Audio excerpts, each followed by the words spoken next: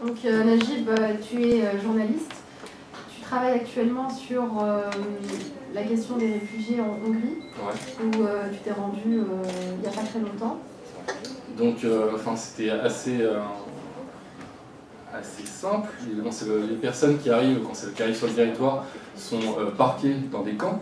Alors il y a deux types de camps, il y a des camps de rétention et des camps des centres de rétention, qui sont deux types d'accueil différents.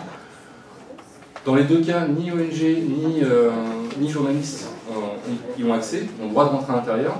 Si on prend la question des camps, des camps de rétention, ce sont des camps où vous avez des baraquements en tôle, avec une rigole au milieu, qui sont entourés de barbelés. Les barbelés sont à peu près à 3-4 mètres des premiers baraquements, donc très peu d'accès. Officiellement, les migrants ou les réfugiés ont le droit de circuler, mais la réalité est tout autre, c'est qu'en fait vous avez des flics qui sont à l'intérieur des camps, qui sont en situation d'intimidation perpétuelle, voire de violence perpétuelle à l'égard des migrants, et une autre patrouille qui rôde autour des camps, de façon à ce qu'ils puissent être dissuadés de sortir et d'aller à la rencontre de la population. Les conditions sanitaires, évidemment, sont largement déplorables. Et pour ce qui en est de la nourriture, on leur sert de la nourriture avariée. Pour ce qui en est du pécule, ils en sont à 12 € par mois. Par jour? Par mois. Très peu de médecins acceptent déjà, dans le premier temps, de les accueillir et de les soigner. Et quand ils acceptent, souvent, ils repartent avec un Doliprane pour des pathologies qui n'ont rien à voir.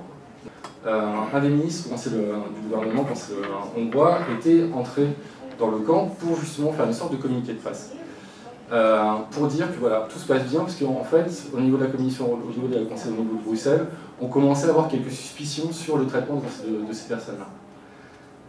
Donc là, en l'occurrence, ce concessionniste était rentré pour justement faire un coup médiatique, pour dire voilà, chez nous tout se passe bien, nos migrants, nos réfugiés sont très bien accueillis et nous sommes dans les règles.